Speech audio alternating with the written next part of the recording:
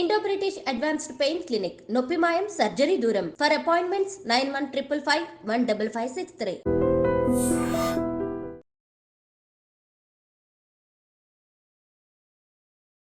Welcome to I Dream Media. So అరికాళ్ళకి oil మర్దన అండి, జనరల్గా రకరకాల ఆయిల్స్తో మర్దన చేస్తూ ఉంటారు. ఏంటి ఉపయోగాలు, దీనివల్ల ఎలాంటి ఆయిల్ని యూస్ చేయాల్సి ఉంటుంది, వివరాలు తెలుసుకుందాం. ఈరోజు మనతో పాటు ఉన్నారు ప్రముఖ vegetable therapist and sun spiritual society founder Vikramaditya Guruji గారు. గురుగారు నమస్కారం అండి. సూర్యోస్మితల్లి. గురూజీ, అంటే మన పాత ఆచారాలు సంప్రదాయాలు అన్నీ గొప్పవే, సో వాటిని మర్చిపోయాము, మనకి హెల్త్ ఇష్యూస్ వస్తూ ఉన్నాయి. సో నిన్న కూడా నేను ఒక డాక్టర్ని ఇంటర్వ్యూ చేసినప్పుడు సో చెప్పారు ఏంటంటే ఇన్ఫ్లమేటరీ డైట్ గురించి. అది చాలా చక్కగా ఉందంటే దాంట్లో ఏం ఉండదు, మన పాత కాలంలో ఉన్న పద్ధతులు ఏముంటాయో అవే ఉంటాయి అంతే, యాంటీ ఇన్ఫ్లమేటరీ డైట్. అయితే గురూజీ, పాతకాలంలో ఈ పద్ధతులు ఉండేవి ఏంటి, అరికాలలో మర్దనాలు చేయడము అట్లాగా, ఇప్పుడు మర్చిపోయారు. ఎప్పుడో ఏదైనా సమ్వాట్ ఆక్యుపంక్చర్ థెరపీకి వెళ్ళినప్పుడు అట్లా చేస్తూ ఉంటారు, పంచకర్మ అలాంటి వాటిలో మాత్రమే చూస్తాం కానీ అసలు ఎక్కడ తెలీదు. అయితే అరికాళ్ళకి మర్దన ఏ ఆయిల్తో చేయాలి, ప్రతిరోజు చేయొచ్చా, ఉపయోగాలు ఏంటి? అదేంటే మనం ఫస్ట్ శ్రద్ధ భక్తి మనలో ఉంటే ఆరోగ్యంగా ఉంటాం. అంటే అహం బ్రహ్మాస్మి విన్నారా? అహం బ్రహ్మాస్మి అంటే నేనే దేవుణ్ణి, మంచిదే. మరి నువ్వు దేవుడు అయినప్పుడు ఏం చేయాలి అంటే మన ఎదురుగుండా దైవం ఉన్నప్పుడు ఏం చేస్తాం? షోడశ ఉపచారాలతో పూజ చేస్తాం. మన ఎదురుగుండా భగవంతుని పెట్టుకుని పంచోపచారాలు కానీ షోడశ ఉపచారాలు కానీ చేస్తాం. అంటే అక్కడ ఉన్నటువంటి మూర్తి మీద ఉన్నటువంటి భక్తిభావంతో అక్కడ నుంచి ఫస్ట్ పాదౌ ప్రక్షాళయామి తో మొదలు పెడతాం. అంటే కాళ్ళకు ఉన్నటువంటి ప్రాముఖ్యత, ఆయన వచ్చిన వెంటనే నీళ్ళు ఇస్తాం ఫస్ట్ కాళ్ళు కడుక్కోవడానికి. పాదౌ ప్రక్షాళయామి, హస్తౌ ప్రక్షాళయామి, శుద్ధ ఆచమనం, తర్వాత స్నానానికి వెళ్తాం. ఇది ఎందుకంటే ప్రధానంగా ఒక మనిషిని ఉన్నత స్థితికి తీసుకువెళ్ళడానికి, ఉన్నత స్థానంలో కూర్చోపెట్టడానికి పాదాలే శరణ్యం. మనకి వెంకటేశ్వర స్వామి విగ్రహాన్ని చూసారా? కలియుగ దైవమైనటువంటి వెంకటేశ్వర స్వామి ఈ స్థితిలో ఉంటారు. కలియుగ దైవమైనటువంటి వెంకటేశ్వర స్వామి ఒక హస్తంతో అవ్యానిస్తూ పాదాలు, అంటే ఆయన నా పాదాలని పట్టుకోండి అని కాదు. ఇందులో పెద్ద అర్థం ఏంటంటే ఎడమ చేయి కిందకు చూపిస్తూ ఉంటుంది, ఇది రాహుమాయ. కుడి చేయి అభయాన్నిస్తూ ఉంటుంది, ఇది కేతుమాయ. అంటే కేతు ఇచ్చేటువంటి మోక్షాన్ని, మాయని, మోహాన్ని పట్టుకున్నావా సర్వనాశనం అయిపోతావు. కేతు జ్ఞానాన్ని ఇస్తారు, రాహు మాయలో నింపేస్తూ ఉంటాడు. అంటే నీ కాళ్ళని నువ్వు నమ్ముకో, నీ కాళ్ళ మీద నువ్వు శ్రద్ధ పెట్టు. ఇప్పుడు భగవంతుడు పట్టుకున్నప్పుడు నీ చేతులు పట్టుకుంటున్నాను నాకు మోక్షాన్ని, నీ చేతులు ఇలా ఉండదు. నీ పాదాలు పట్టుకుని శరణు వేడుకుంటున్నాను నాకు మోక్షాన్ని ప్రసాదించు అంటాం కదా. అట్లా ఫస్ట్ అహం బ్రహ్మాస్మి అన్నప్పుడు నీ కాళ్ళే, నీ కాళ్ళ మీద ఉన్నటువంటి శ్రద్ధే. అందుకని నడిచిన వాడు గెలుస్తాడు అంటే బాగా వర్క్ చేసే వాళ్ళు గెలుస్తారు. నడిచిన వాళ్ళకి అనారోగ్య సమస్యలు తక్కువగా ఉంటాయి. శ్రమజీవులు ఎక్కువ కూడా నడుస్తూ ఉంటారు, నిలబడే ఎక్కువ ఉంటారు. అంటే కాళ్ళు చాలా ప్రధానం. ఎందుకు ప్రధానం అంటే మన శరీరం అంతా కూడా 12 ఎనర్జీ పాయింట్స్తో నడుస్తుంటుంది.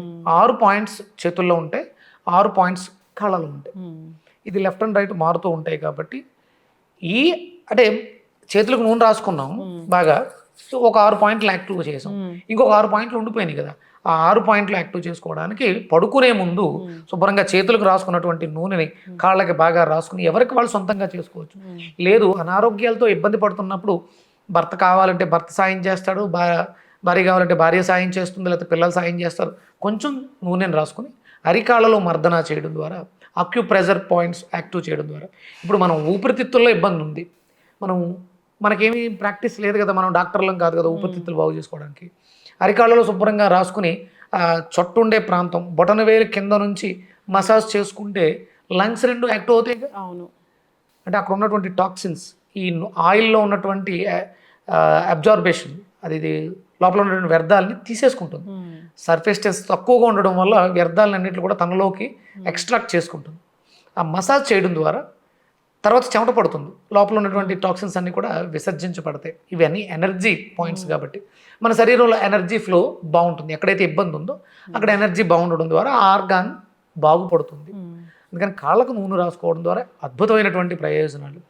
మనకి కాళ్ళ బొటన వేలు పక్కన ఒక వేలు ఉంటుంది. ఇప్పుడు ఇది బొటన వేలు అనుకుంటే ఇక్కడ ఈ రెండిట్ల మధ్యలో ఉండేటువంటి ప్రాంతం కళ్ళకు సంబంధించినటువంటి ప్రాంతం.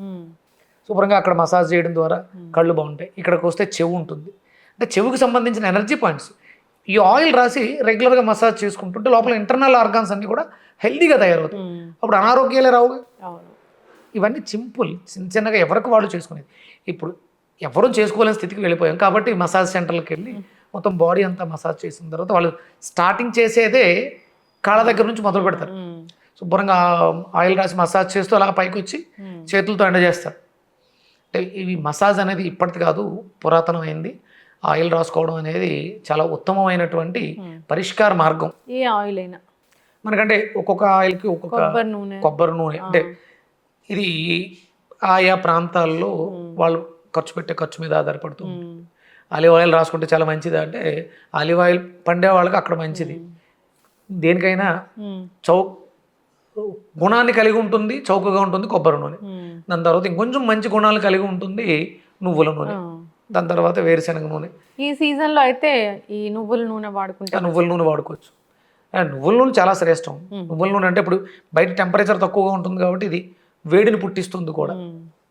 నువ్వుల నూనె అది రాసుకోవడం ద్వారా మన శరీరానికి కావాల్సిన వస్తున్న కాల్షియం కూడా లభిస్తుంది దాంట్లో. మనం వంటల్లో తీసుకోవడం ద్వారా, మసాజ్ చేసుకోవడం ద్వారా. అంటే అలక్ష్మీ దోష పరిహారం. అనారోగ్యం అనారోగ్యం అంటే హాస్పిటల్కి వెళ్తే డబ్బు పోతుంది.